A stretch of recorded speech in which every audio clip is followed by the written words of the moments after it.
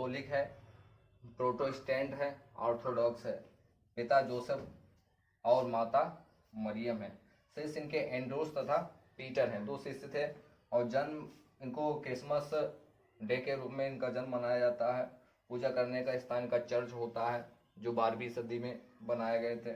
चिन्ह इनका क्रॉस है। जो इनकी शैली जो है वो गौथिक शैली है, और एक ईश्वर के बारे में इनकी मान्यता है। अब इनका स्थान जो है वो बेथलहम जेरूसलम में है और इज़राइल में है ये। और ये इज़राइल जो है 1948 में ये देश बना। और वहाँ पर एक मस्जिद है, मस्जिद अक्सा, मस्जिद अक्सा कहा जाता है इसको, मस्जिद अक्सा, बैतुल मुक़द्दस, यही बैतुल मुक़द्दस कहा जाता है। और यहीं पर विवाद है। यहाँ पर 3 लोगों की मान्यताएं हैं, 3 धर्मों की। एक तो ईसाई, मुस्लिम, इस्लाम धर्म को मानने वाले, और यहूदी भी। तो ये तीनों लोगों का यहाँ से संबंध है, तीनों धर्मों का, जिसको इब्राहिमी धर्म कहा जाता है। हजरत इब्राहिम अलैहिस्सलाम की जो औलादें आई उनके थ्रू ये धर्म फैलाए गए हैं। तो ईसाई हैं, मुस्लिम हैं, इस्लाम धर्म और यहूदी धर्म। तो ईसाई अपनी बताते हैं वहाँ उनका है और जन्म हुआ है ईसा मसीह का। और मुस्लिम जो मस्जिद अक्सा है, हुजूर मोहम्मद सल्लल्लाहु अलैहि वसल्लम जो मेराज की रात में गए हैं वो यहीं से गए हैं। तो उनका भी ये तीसरा सबसे पवित्र स्थान है। पहला मस्जिदुल हरम है और मस्जिदुल नबी है जो मदीना शरीफ में है, और जो मस्जिदुल हरम है वो मक्का शरीफ में है, और तीसरा जो है वो मस्जिदुल अक्सा है। ये तीसरे नंबर पर आता है मान्यता के हिसाब से। तो इनका भी यहाँ पर मस्जिद में नमाज पढ़ते हैं।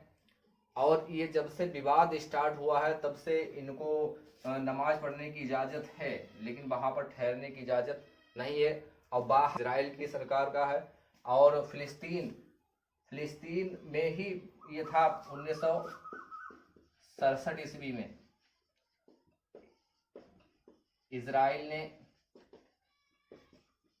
अटैक करके इसको कब्जा कर लिया। और यहाँ पर ये विवाद आए दिन हो, गाजा पट्टी विवाद है, ये विवाद चलता ही रहता है। ये तीनों धर्मों की मान्यताएं यहाँ से जुड़ी हुई हैं, ये ईसाई धर्म, मुस्लिम धर्म, यहूदी धर्म। लेकिन यहाँ पर अशांति भी फैल जाती है। जो यहाँ की जो इजराइल के जो सिपाही सैनिक हैं और वहाँ पर अटैक भी कर देते हैं, वहाँ लोगों को खदेड़ते हैं, गोलीबारी करते हैं, बमबारी करते हैं मस्जिद के अंदर। जबकि मस्जिद बड़ी शांति और इबादत का एक स्थान होता है मस्जिद, वहाँ पर किसी भी प्रकार की कोई भी घटनाएं सामने ना आए, ये सिस्टम होता है। तो ये मान्यता बहुत ज़्यादा इम्पोर्टेंट है इस्लाम के लिए भी। और ईसाई अपना मानते हैं, यहूदी अपना मानते हैं, यह तीनों लोगों का सिस्टम है। तो ये सब मान्यताएं हैं। ये बाइबल जो है ईसा मसीह के द्वारा दी गई किताब है और ये पवित्र किताब है। और उनकी जो यहूदियों की है वो तौरेत है, तौरेत, इसको इंजील कहा जाता है। इनकी कुरान है, मुसलमानों की कुरान। 4 किताबें जो आसमानी किताबें हैं, 4 में से ये हैं, तौरेत है, इंजील है, जबूर है और लास्ट में कुरान है। 1967 में इजराइल ने उस पर कब्जा कर लिया। और मस्जिद अक्सा, वहाँ पर काफ़ी लोग आते हैं, रमज़ान के महीने में आते हैं लोग, वहाँ नमाज अदा करते हैं, तो ये बहुत ज़्यादा इम्पोर्टेंट होती है। लेकिन विवाद होता ही रहता है वहाँ। ये है कि वहाँ से 28 जून सन 2023 की घटना है ये। बकरीद के टाइम जब बकरीद थी, ये स्वीडन जो यूरोप कंट्री का एक देश है स्वीडन, और यहाँ पर कुरान जलाने का मामला सामने आया है। यहाँ पर जिसका नाम है सलमान मोमिका,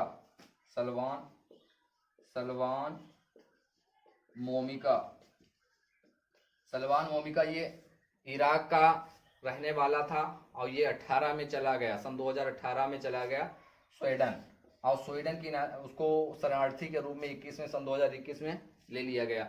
अब उसी के द्वारा ये क्रिश्चियन को फॉलो करता है, लेकिन लिखता अपना है नास्तिक है, तो इनको फिर किताबों से क्या लेना, किसी की किताबें जलाने से क्या मिलेगा, कोई फायदा नहीं है। और ये सलमान, बड़ी बात तो ये है कि वहां की सरकार ने इजाजत दे दी, वहां की पुलिस ने इजाजत दी यहाँ इसको कुरान जलाने के लिए। और ये 28 जून, और जो स्टॉकहोम, स्वीडन की जो स्टॉकहोम है, वहां की जो बड़ी सबसे मस्जिद है उसके सामने इसने आग जलाई। इतना घिनौना देखती रही, और वहां उसके समर्थक 200-250 समर्थक थे, वो भी सब देखते रहे, उसने कुरान जलाई। और लोग ये सोच रहे हैं क्या सिस्टम क्या चल रहा है, किसी की भी धार्मिक किताब जलाने का मकसद क्या हो सकता है। और एक जो नास्तिक कहता हो अपने आप को, वो क्यों किताब जलाएगा। हो सकता है कुछ इसमें राजनीति हो, पॉलिटिक्स हो, क्योंकि सन 2024 में चुनाव भी होने हैं वहाँ, और यहाँ पर इसकी कड़ी निंदा के बजाय वहाँ की सरकार इसका समर्थन कर रही है। ये देखा, ये बौखलाहट है इनकी, क्योंकि इस्लाम बड़ी तेजी से फैल रहा है, अब यूरोप कंट्री में फैल रहा है, क्योंकि ये पीसमेंट होता है, शांति का धर्म है, इसीलिए लोग इससे जुड़ रहे हैं। इसीलिए ये बौखलाहट इनकी है कि एकदम इनकी संख्या बढ़ जाएगी और पूरे यूरोप में इस्लाम फैल जाएगा। ये डर, और जिस चीज से डरा जाता है फिर वो होकर ही रहता है, जिस चीज से डरा जाता है, और जिस चीज को ज्यादा दबाया जाता है वो और तेजी से फैलता है। चाहे स्प्रिंग को आप दबाएंगे, स्प्रिंग को जितनी तेजी से दबाएंगे उतनी तेजी से वो फैलेगा, दूर जाएगा।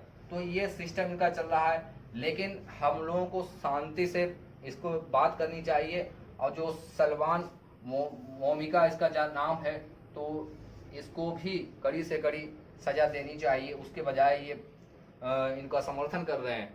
तो इसमें जो ऑर्गेनाइजेशन ऑफ कोऑपरेशन, ये इसका संगठन है इस्लामिक का, जिसमें कई देश इसमें शामिल हैं, और इस्लामिक कंट्री लगभग 57 कंट्री हैं इस्लामिक, जो इस्लाम के फॉलोवर्स हैं। और इन्होंने एक निंदा प्रस्ताव पारित किया है जिसमें निंदा करी जाए, तो उसमें कई देशों ने मिलकर इसकी निंदा करी है और निंदा प्रस्ताव का समर्थन किया है, जिसमें भारत, बांग्लादेश और पाकिस्तान, यूएई, जॉर्डन, फिलिस्तीन, ईरान, इराक, सऊदी अरब, इन्होंने भाग लिया।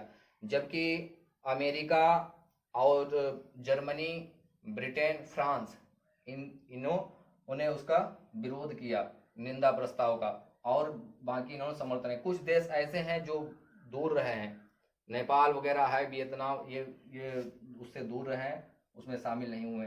तो ये सब किताबों को लिया, 2 किताबें, एक तौरेत और एक इंजील, लेकिन उसको परमिशन मिल गई थी जलाने के लिए, लेकिन उसने ऐसा नहीं किया। तो इस्लाम ये किसी भी धार्मिक पुस्तक को जलाने की इजाज़त नहीं देता है। सरकारें भले ही इजाज़त दे दें, लेकिन इस्लाम कभी किसी भी धार्मिक पुस्तक को जलाने की इजाज़त नहीं देता है। तो ये इससे हमें क्या मिलेगा? कुरान जलाने से या बाइबल जलाने से, तौरेत जलाने से, इंजील जलाने से किसी का कोई फ़ायदा नहीं होने वाला है। और हम कहाँ किस दौर में जी रहे हैं? ये नास्तिक हैं या पता नहीं क्या है, कैसे लोग हैं, लेकिन इनकी कड़ी से कड़ी निंदा होनी चाहिए और कड़ी कार्रवाई इनके खिलाफ होनी चाहिए।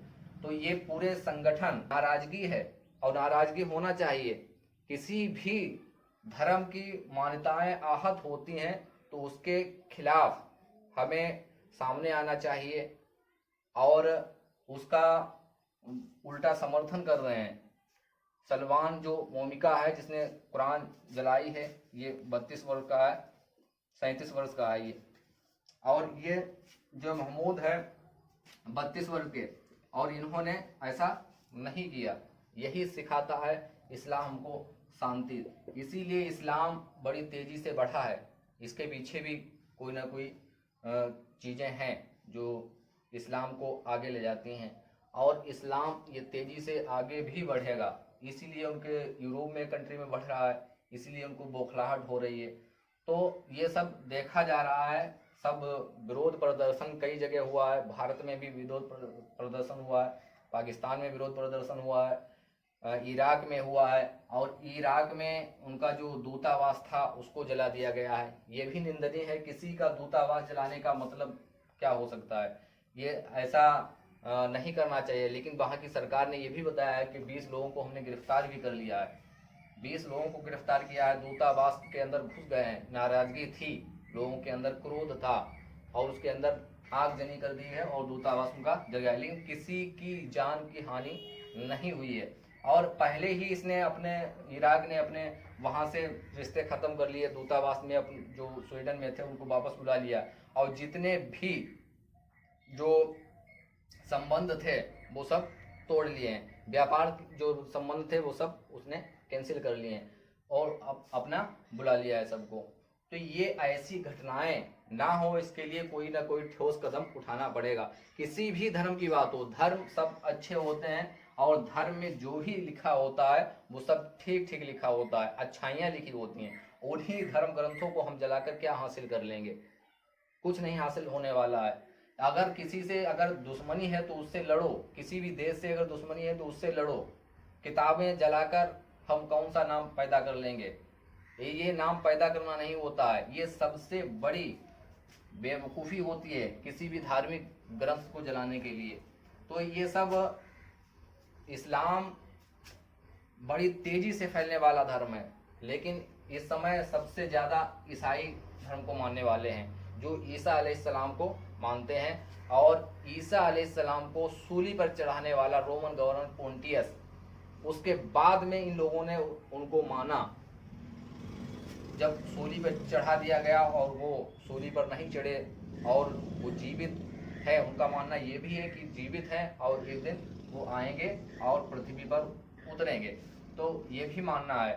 तो ऐसी उसमें है, इंजील है, जबूर है, ये सब इन्होंने इधर से उधर गड़बड़ करके सब बदलाव कर लिए हैं। लेकिन कुरान जैसा था वैसा है, और ता क़यामत तक वैसा ही रहेगा। तो ये सब इनकी वजह से, केवल एक इंसान सलमान मोमी की वजह से ये सब पूरा सिस्टम खड़बड़ा गया है। बताओ, एक बंदे की वजह से, बंदा एक है और कई देशों में ये सब अफरा तफरी मची हुई है, तो इसको इजाज़त क्यों दी गई? सोचने वाली बात ये है। अगर किसी को अगर इजाज़त ऐसे दी जाएगी तो दुनिया में जितनी बड़ी बड़ी लाइब्रेरियों में किताबें रखी हैं, कोई भी किताबें इसमें बाकी नहीं रहेंगी। और जब किताबें बाकी नहीं रहेंगी तो पढ़ोगे क्या? तो ये सब बहुत बड़ा इन्होंने घृणित कार्य किया है सलमान मोमिक ने।